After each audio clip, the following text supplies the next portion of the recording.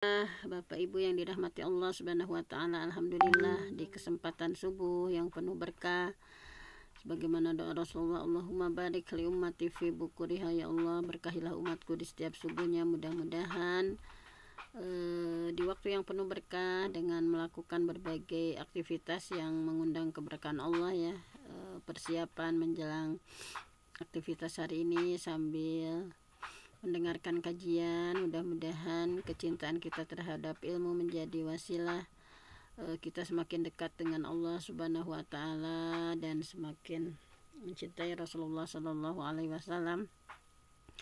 Alhamdulillah, untuk hari kemarin kita sudah belajar bahasa Arab, dan untuk hari ini ya seperti biasa hari Senin itu jadwal tafsir Ibnu Katsir yang seayat dua ayat ya kita pelajari, dan kita baru menginjak pada surah Al-Fatihah ya, ayat ke-7.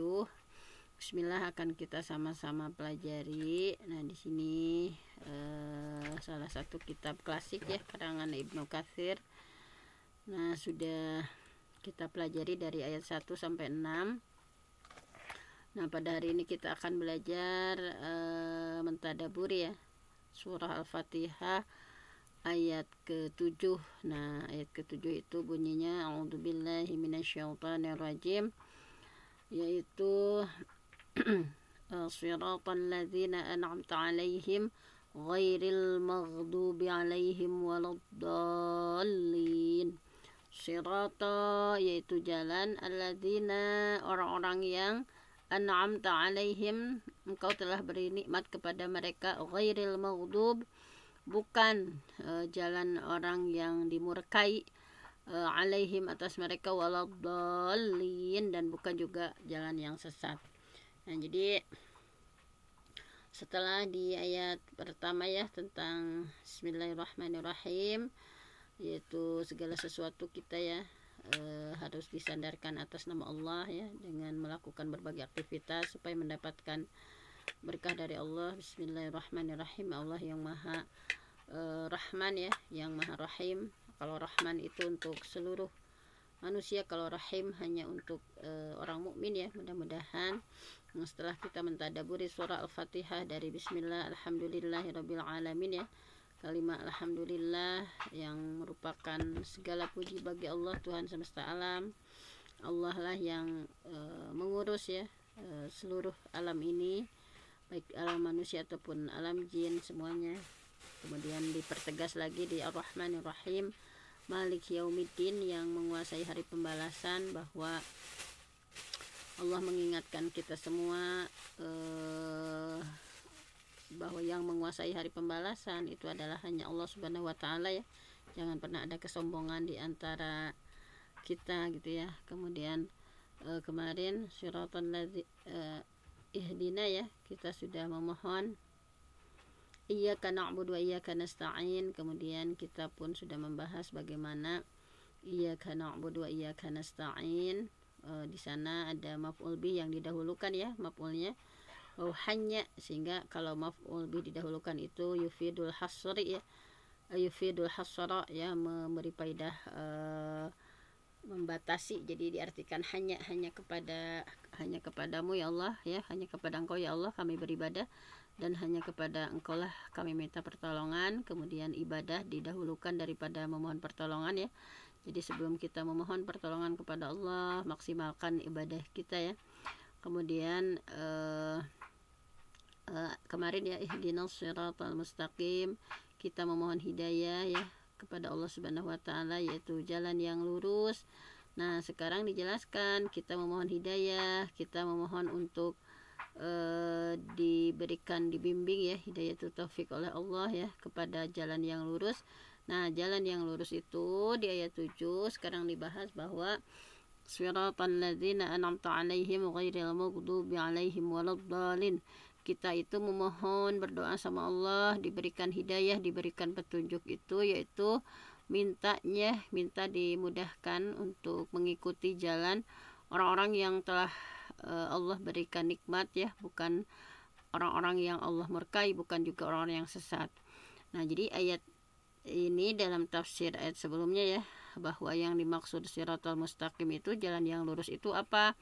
Nah, ini maksudnya, yaitu jalan yang lurus itu adalah siratal ladzina an'amta 'alaihim ghairil maghdubi 'alaihim waladdallin, yaitu jalan yang telah engkau beri nikmat ya kepada mereka, bukan jalan orang yang kau murkai.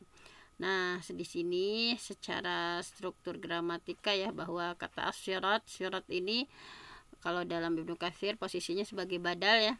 Kalau kita udah belajar bahasa Arab, di ilmu nahwu ada istilah badal ya, pengganti, bahwa sirat di sana adalah siratal ladzina an'amta 'alaihim. Nah, jadi sebagai badal dari kata sebelumnya.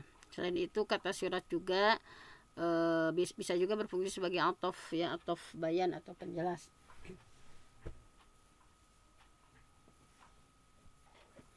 Nah, kemudian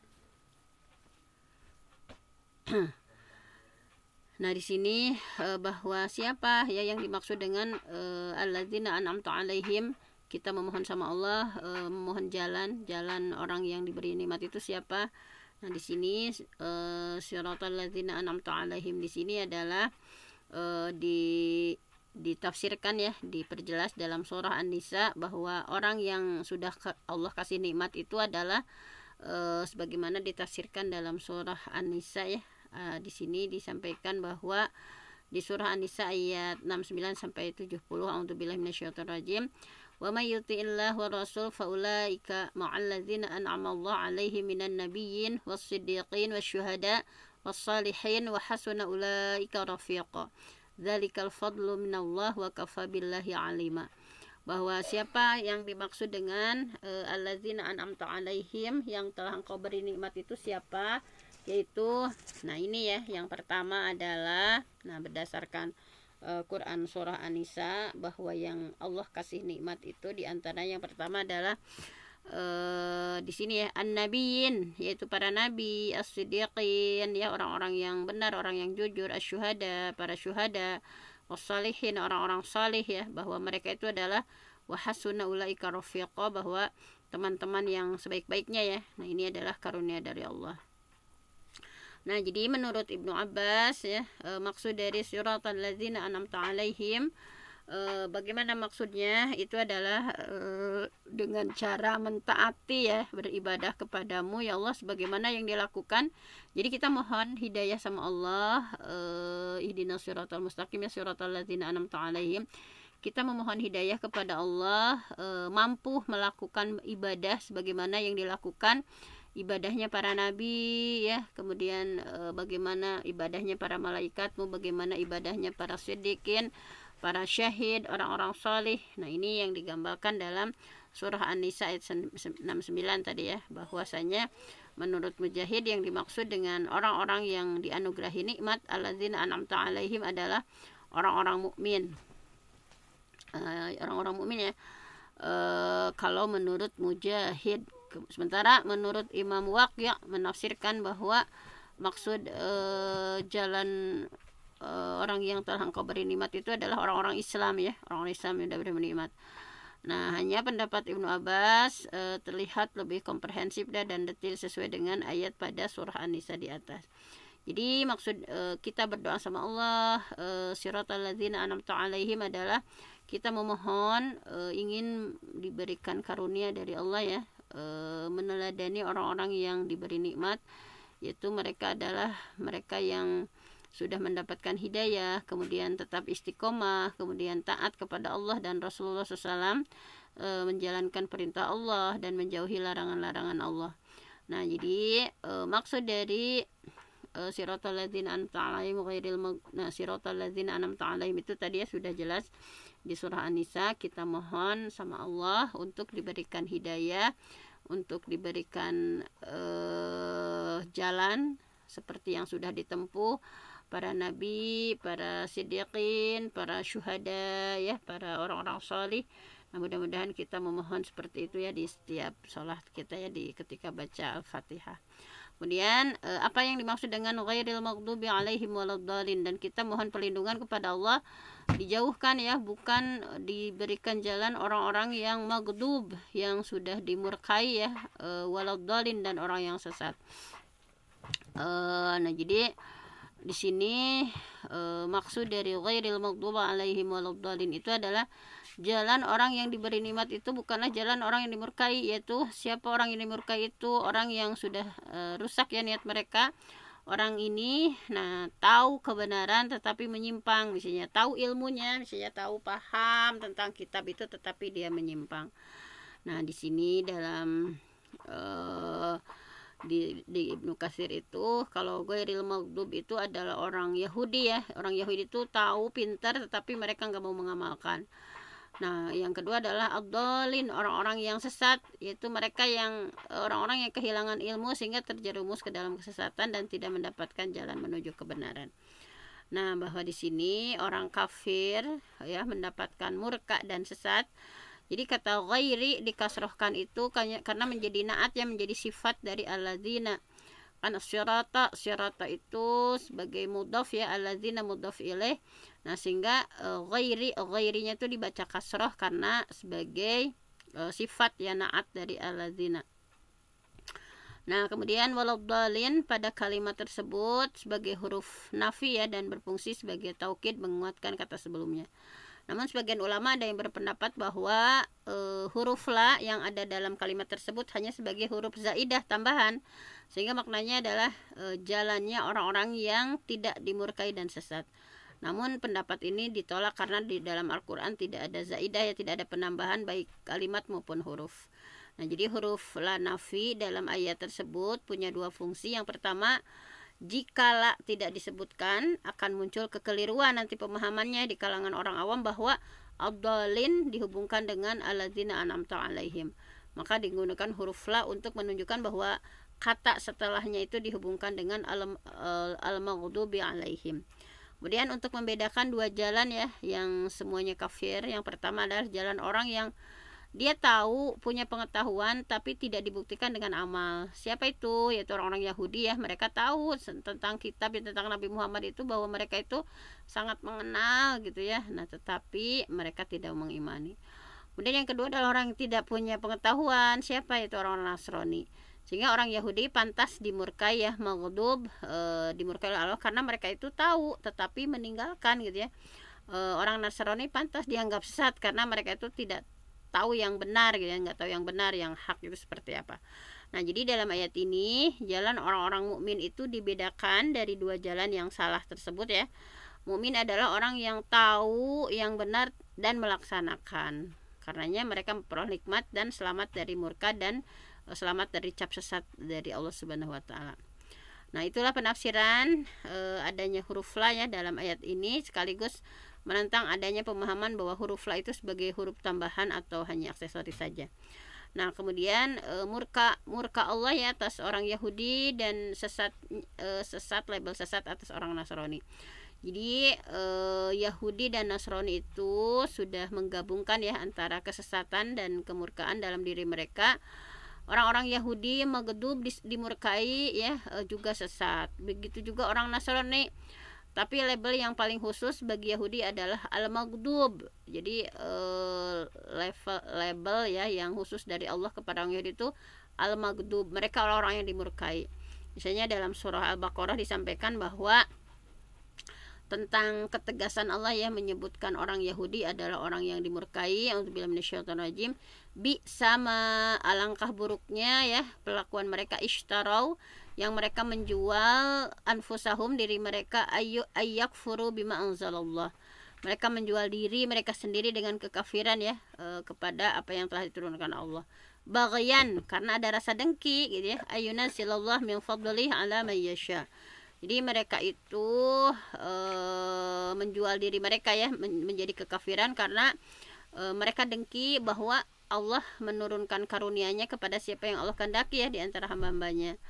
Nah, bahwa faba'u bi ghadabin ala ghadab, bahwa mereka itu mendapatkan murka ya setelah mendapatkan kemurkaan, di murka yang berlipat-lipat ya. Walil kafirina azabun muhin, dan untuk orang kafir siksaan yang menghinakan. Nah, itu ya bahwa cap maghdub, cap di murka itu adalah spesialis untuk orang Yahudi. Kemudian Al-Maidah ayat 60, a'udzubillahi minasyaitonirrajim. Qul, katakan, hal apakah Unabbiukum, aku akan beritakan, bisyarrin ya kepada kalian, kepada kalian bisyarrin, tentang orang yang lebih buruk, min dzalik ya, masubatan indallah, pembalasannya daripada orang yang fasik di sisi Allah, yaitu siapa? Mal'anahullah, yaitu orang yang dikutuk ya, dimurkai oleh Allah, wa ghadiba alaihim, dan Allah murka ya kepada mereka, wa ja'ala minhumul qirdah, dan Allah menjadikan di antara mereka dijadikan sebagai kera. Pernah ya yang waktu surah Al-Baqarah kita bahas, ada kelompok Yahudi yang dijadikan oleh Allah kunu kirodatan khasiin ya, jadilah kera-kera yang hina. Wal khanazir, dan mereka dijadikan sebagai babi. Wa abadat togut, dan mereka menyembah togut. Ulaika syarrum makana wa adallu an sawa'is sabil, bahwa mereka itu lebih buruk tempatnya dan lebih tersesat dari jalan yang lurus. Nah, jadi di sini disampaikan bahwa tadi intinya orang yang maghdub, orang yang dimurka itu adalah orang Yahudi. Juga dalam surah Al-Maidah 78-79 sama, lu'aina, sudah dilaknat, sudah dikutuk, allazina kafaru, orang kafir, min Bani Israel, dari kalangan Bani Israel, ala lisan Daud wa Isa, atas lisan Daud dan Isa putra Maryam ya, Isa bin Maryam, dzalika bima asaw wa kanu ya'tadun. Nah, disebabkan mereka itu durhaka dan sangat melampaui batas. Kanu la yatanahawna an munkarim fa'aluh labisa ma kanu yaf'alun, bahwa mereka itu satu sama lain tidak melarang tindakan munkar ya yang mereka perbuat, sesungguhnya amat buruklah apa yang selalu mereka perbuat itu. Nah, jadi ayat-ayat tadi bercerita tentang Yahudi ya, dan menyebutkan bahwa Allah Subhanahu wa taala memurkai, bahwasanya Allah melaknat ya orang-orang Yahudi, mereka itu adalah orang kafir, laknat dan dimurkai. Sementara kalau label yang lebih khusus bagi Nasrani itu disebutnya dhalin. Kalau Yahudi itu maghdub ya, atau mal'un, yang dilaknati. Kalau orang Nasrani, label dari Allahnya itu adalah orang yang dhalin, orang yang sesat. Nah, di sini misalnya dalam surah Al-Maidah ayat 77 disampaikan, a'udzubillahi minasyaitonirrajim, qad dhallu, bahwa mereka itu sudah sesat ya, yang qablu, sebelum kedatangan Nabi Muhammad, wa adallu katsiran wa dallu an sawa'is sabil, dan mereka itu sudah menyesatkan kebanyakan manusia dan mereka tersesat di jalan yang lurus. Ya, jadi seperti itu ya, kalau Yahudi mah yang dimurkai, yang dilaknat, kalau Nasrani mah mereka adalah orang yang sesat. Nah, hadis-hadis, kalau tadi ayat ya, sekarang hadis-hadis yang menguatkan tentang Yahudi dan Nasrani, bahwa maksud dari maghdub di sana Yahudi, dolin di sana itu Nasrani, ini hadis-hadisnya. Nah, diantaranya hadis dari Abu Dzar Al-Ghifari, bahwa saat Rasulullah SAW, aku bertanya kepada Rasulullah SAW, anil maghdubi alaihim, maksud dari ghairil maghdubi alaihim itu siapa? Qala, kemudian Rasul menjawab, al-yahudu, mereka itu orang yang dimurkai itu adalah orang Yahudi. Qultu waladhdallin, kemudian aku bertanya lagi, kalau waladhdallin itu untuk siapa? Qala an-nasara, yaitu untuk orang-orang Nasrani. Nah, jadi seperti itu ya. Kemudian dalam hadis yang panjang dari Adi bin Hatim menceritakan tentang kisah Adi yang masuk Islam, kemudian dia berkata, maka aku pun masuk Islam. Kemudian aku melihat wajah Rasulullah itu sangat ceria gitu ya ketika Adi bin Hatim masuk Islam. Beliau bersabda, sesungguhnya yang dimurkai itu orang Yahudi, adapun yang sesat adalah orang Nasrani. Nah, ini adalah pandangan Ibnu Abbas, Rabi' bin Anas, ya Abdullah bin Zaid bin Aslam, bahwa Ibnu Abi Hatim tidak menemukan ada perbedaan penafsiran di antara para ahli tafsir tentang ayat ini. Yang diherankan malah sesungguhnya sebagian orang Yahudi dan Nasrani itu tahu benar bahwa mereka adalah orang yang dimurkai dan sesat. Kemudian sama ya dalam kitab-kitab yang lainnya, misalnya ya dalam kitab Sirah. Nah, di sini disampaikan bahwa Zaid bin Amr pergi ke negeri Syam sebelum Nabi Muhammad diutus ya untuk mencari agama yang hanif, yaitu agama Nabi Ibrahim. Kemudian setelah sampai di negeri Syam, ia menawarkan dirinya kepada orang Yahudi untuk masuk kepada agama yang mereka anut. Pendeta Yahudi menanggapi bahwa sesungguhnya kamu tidak akan mampu masuk agama kami sebelum kamu mengambil bagianmu dari murka Allah. Kemudian Zaid bin Amir berkata, justru aku sedang mencari jalan bagaimana caranya nggak dimurkai Allah gitu ya. Dia kemudian menawarkan dirinya kepada orang Nasrani untuk memeluk agama mereka, tetapi mereka pun berkata, sesungguhnya kamu tidak akan mampu masuk ke dalam agama kami sebelum kamu mengambil bagian sebagai orang yang dimurkai Allah. Kemudian Zaid berkata, aku justru mencari jalan bagaimana supaya terhindar dari murka Allah. Nah, di sini kemudian lafaz ad ya dan za dalam ad-dallin ya, dalam ad-dallin. Pendapat yang paling sahih adalah di sini ya ada kesalahan dalam melafazkan ad-dallin dengan huruf ad yang dilafalkan atau huruf za ya, ad atau za dapat dimaklumi mengingat makhraj huruf keduanya berdekatan ya. Ad makhrajnya kan mulai dari gigi ini ya, bagian pinggir lidah dengan gigi geraham disetikannya ad. Sementara kalau huruf za makhrajnya di ujung lidah dengan gigi seri za. Nah, pemakluman ini juga karena za dan za punya beberapa sifat yang sejenis ya. Kedua huruf ini sama-sama jahar ya, sifat-sifat hurufnya jahar sama-sama jelas. Kemudian rakhawah ya, lunak. Kemudian itbaq tertutup ya. Za, nah za do. Nah, seperti ini. Karenanya bisa dimaafkan bagi orang yang tidak bisa membedakan antara kedua huruf itu. Kemudian, nah di sini keindahan bahasa di ayat terakhir surah Al-Fatihah ya, ini sekaligus menghatamkan ya sedikit lagi bahwa keindahan bahasa di akhir surah Al-Fatihah di antara keindahan sastra dalam ayat syiratal ladzina an'amta 'alaihim ghairil maghdubi 'alaihim waladdallin. Nah, di sini yang pertama adalah pemberi kenikmatan itu disandarkan kepada Allah Subhanahu wa taala dalam ayat an'amta 'alaihim. Kemudian fa'il subjek dari kata ghadiba dibuang ya. Al-maghdub kan tidak dengan itu, tetapi fa'ilnya ya dibuang. Tetapi nah di sini karena al-maghdub dalam ayat ghairil maghdubi alaihim ini kan ismul maf'ul ya, ismul maf'ul bukan ismul fa'il ya. Ini ismul maf'ul yaitu ya fasib. Padahal Allah pelaku utama yang memurkai orang yang kafir. Jadi sengaja subjeknya dihilangkan. Nah, pada ayat lain terkadang pelakunya fa'ilnya dalam hal ini Allah menyebutkan ya secara eksplisit. Nah, kalau ini mas sebutkan tuh. Alam taro, apakah kalian tidak memperhatikan ilal ladzina tawallau, orang-orang yang berpaling ya, kauman yaitu suatu kaum ghadiballah alaihim. Nah, ini mah Allahnya disebutkan ya, ghadiballah alaihim, bahwa kaum yang dimurkai Allah ya sebagai teman gitu ya. Jadi tidakkah kamu perhatikan orang-orang yang menjadikan suatu kaum yang dimurkai Allah sebagai teman. Ini dalam Mujadilah ayat 14. Kemudian penyandaran kata sesat ya, ad-dallin kepada orang kafir, sebab kata yang digunakan pada ayat waladdallin, nah ini bersifat ismul fa'il ya. Kalau ini aktif, kalau tadi maghdub fasib, kalau ini mabdallin yaitu aktif. Padahal Allah yang sesungguhnya menyesatkan mereka gitu ya. Hal ini bisa terlihat dalam firman Allah ya, bahwa may yahdillah fahuwal muhtadi wa may yudlilillah falan tajida lahu waliyyan mursyida. May yahdillah, barang siapa yang diberi petunjuk sama Allah, fahuwal muhtad, maka dialah orang yang mendapatkan petunjuk. Wa may yudlil, barang siapa yang Allah sesatkan, falan tajida lahu waliyyan mursyida, maka kamu tidak akan mendapatkan seorang pun pemimpin yang dapat memberi petunjuk kepadanya. Nah itu ya, bahwa mayudlilillah falahadiyalah wa yadharahum fi tughyanihim ya'mahun. Dalam surah Al-A'raf ya, barang siapa yang Allah sesatkan maka baginya tidak ada orang yang akan memberi petunjuk, dan barang siapa yang Allah memberikan mereka terhadap berombang-ambing dalam kesesatan. Nah, jadi ayat-ayat ini sekaligus sebagai bantahan terhadap keyakinan paham Qadariyah ya. Kalau paham Qadariyah itu mereka mengatakan bahwa Allah itu tidak memberi hidayah dan tidak juga menyesatkan gitu ya, bahwa manusia sendiri yang memilih jalannya sendiri gitu ya. Orang-orang Qadariyah berpendapat seperti ini. Jadi tidak ada campur tangan dari Allah, bahwa manusia yang punya jalan sendiri. Jika dia memilih kesesatan ya akan sesat, dan sebaliknya kalau dia memilih jalan yang lurus ya akan memilih pemikiran ini adalah batil.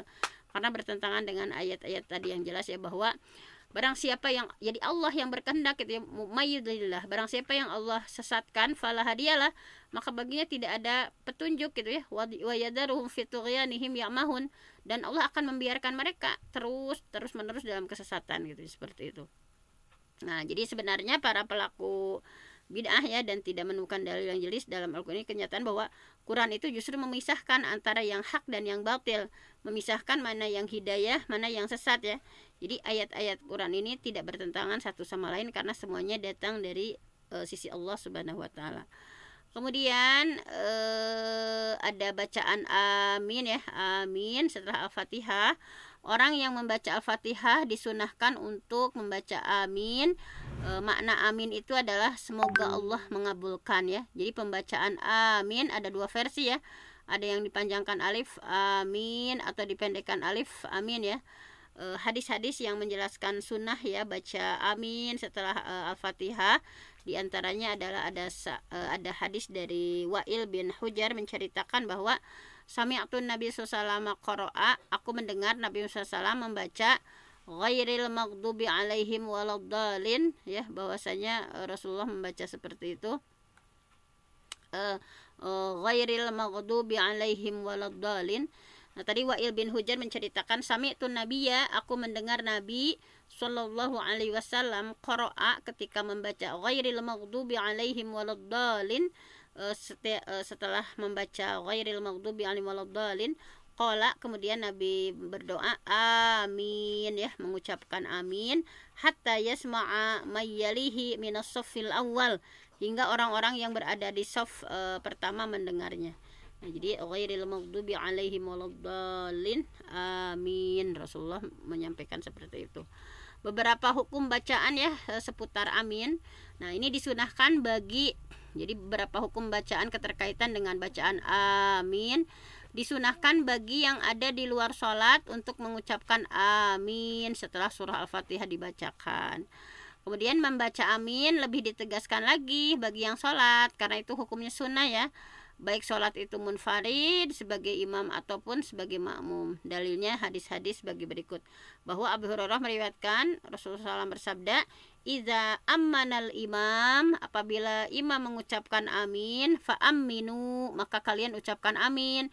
Fa innahu, karena sesungguhnya, man wafaqo, barang siapa yang bacaan aminnya bersamaan, ta'minuhu ta'minal malaikah ya, bersamaan dengan bacaan aminnya para malaikat, ghufira lahu ma taqaddama min zanbih, dia akan mendapatkan ampunan atas dosa-dosanya yang telah lalu. Jadi selalu ya, idza amanal imam, ketika imam mengucapkan amin, fa aminu, maka ucapkanlah amin, karena mudah-mudahan ya, man wafaqa ta'minuhu ta'minal malaikah, barang siapa yang ketika mengucapkan aminnya itu bersamaan dengan bacaan aminnya malaikat, ghufira lahu ma taqaddama min zanbi, maka dia akan mendapatkan ampunan ya dari dosa-dosanya yang telah lalu.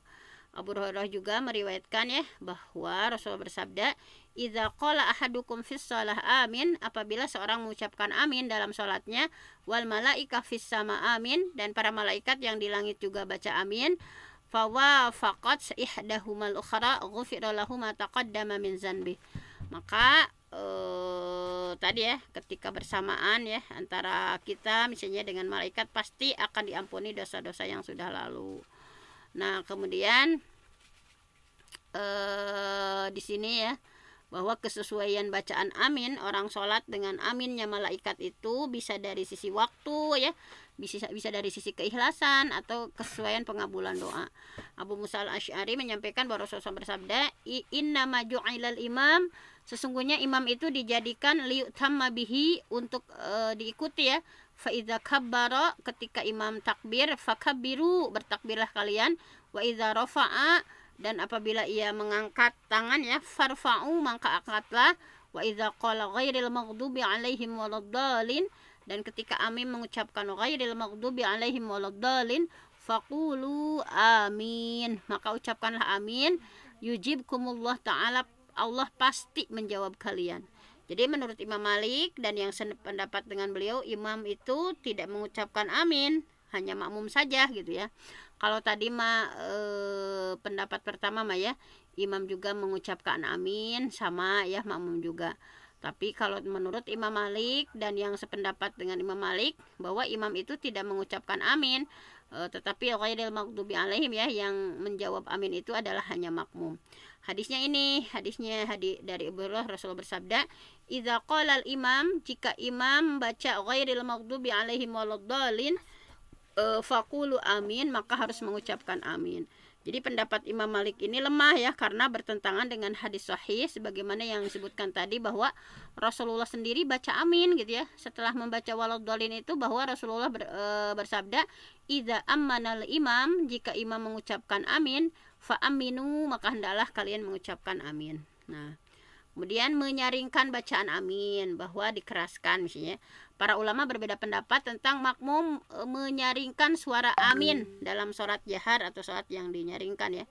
Yang pertama, disepakati bahwa jika imam lupa membaca amin, makmum harus membaca amin.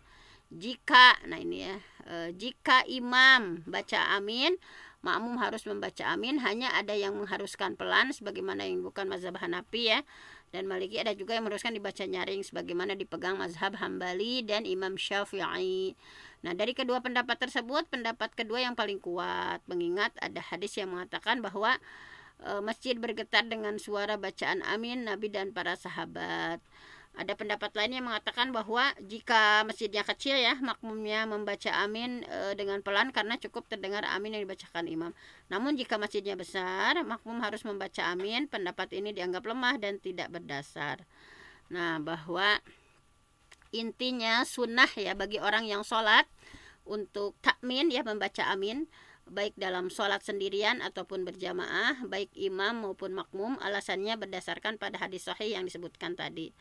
Nah, jadi kemudian Allah mengkhususkan umat Nabi Muhammad dengan membaca amin dalam sholat sebagaimana diriwayatkan melalui Siti Aisyah bahwa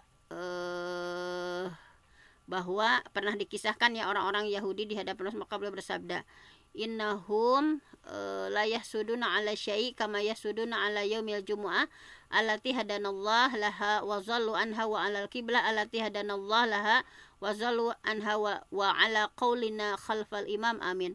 Sesungguhnya mereka orang Yahudi ya, bahwa mereka itu tidak dengki terhadap kita atas sesuatu sebagaimana kedengkian mereka terhadap kita karena sholat Jumat yang telah Allah tunjukkan kepada kita. Orang Yahudi ya, dengki, tetapi mereka sesat darinya, dan karena kiblat yang telah Allah turunkan kepada kita, serta karena ucapan amin kita di belakang imam. Nah, jadi apabila imam mengucapkan amin, maka ucapkan amin, karena sesungguhnya barang siapa yang bacaan aminnya bersamaan dengan bacaan aminnya malaikat, pasti akan mendapatkan ampunan atas dosa yang sudah lalu. Nah, ini kesimpulannya ya, bahwa alhamdulillah ya, surah Al-Fatihah sudah kita baca dari ayat 1 sampai 7, bahwa kita sebagai manusia disuruh untuk meminta hidayah setiap saat ya. Ihdinas siratal mustaqim, ihdinas siratal mustaqim. Ya Allah, tunjukkanlah kami ke jalan yang lurus ya, setiap saat. Sekaligus minta diteguhkan untuk senantiasa berada dalam hidayah Allah ya. Ya muqallibal qulub tsabit qalbi ala dinik, ya muqallibal qulub tsabit qalbi ala dinik. Ya Allah yang membolak-balikan hati, tetapkanlah kami untuk senantiasa berada dalam agamamu, senantiasa berada dalam hidayahmu. Nah, dengan demikian orang yang bahagia adalah orang yang memperoleh taufik, yang mendorong dirinya untuk memohon hidayah kepada Allah ya Subhanahu wa ta'ala, dan telah menjamin akan mengabulkan orang yang meminta kepadanya. Terlebih bagi orang yang dalam keadaan terdesak misalnya, sangat perlu pertolongan di setiap waktunya, maka tentu mereka lebih utama meminta hidayah kepada Allah Subhanahu wa ta'ala. Demikianlah intisari dari Quran Surah Al-Fatihah. Mudah-mudahan kita dalam setiap nafas kita ya senantiasa memohon hidayah ya, ihdinas siratal mustaqim, dan terus membaca ya muqallibal qulub tsabit qalbi ala dinik. Hidayah yang Allah sudah kasih kepada kita itu supaya diteguhkan untuk senantiasa kita berada dalam hidayah Allah Subhanahu wa ta'ala. Hanya itu saja tadabbur hari ini, Quran Surah Al-Fatihah sudah kita hatamkan ya. Mudah-mudahan Allah memberikan keberkahan kepada kita semua, yang memberikan hidayah taufik dan inayah untuk kita semua. Saya mohon ampun sama Allah, yang benar datangnya dari Allah, yang salah dari saya sendiri. Aqulu qauli hadza wa astaghfirullah li wa lakum.